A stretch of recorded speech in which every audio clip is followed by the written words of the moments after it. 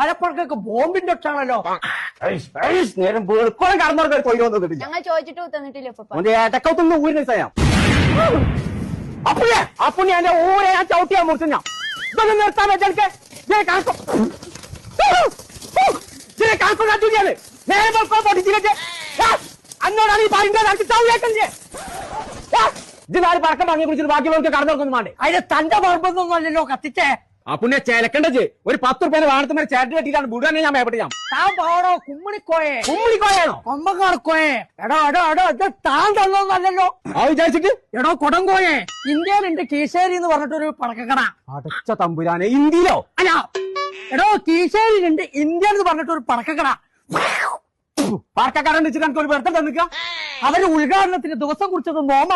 അതിന്റെ സമ്മാനമാണോ ഇത്? താൻ തന്റെ എല്ലാ പ്രശ്നങ്ങളും ഞാൻ ഇവിടെ നോക്കിയിട്ട് താൻ 1 രൂപ തന്നോളൂ. താനിക്ക് ഇല്ല കോയായിട്ട് ഇങ്ങനെ നടക്ക. താൻ പോണോ തന്റെ പണി നോക്കിട്ടെ. എല്ലാം കോയുണ്ടോ അവിടെ? ഞാൻ പറയല്ലേ. ആ ഇനി മേലാക്ക് ഇവിടെ പടക്കം പൊട്ടിച്ചിട്ടുണ്ടെങ്കിൽ അതിന്റെ ആ ഉത്തർച്ചയെ വലിച്ചൂരിട്ട് അപ്പുണ്ണി ഫ്രൈ ഉണ്ടാക്കും ഞാൻ.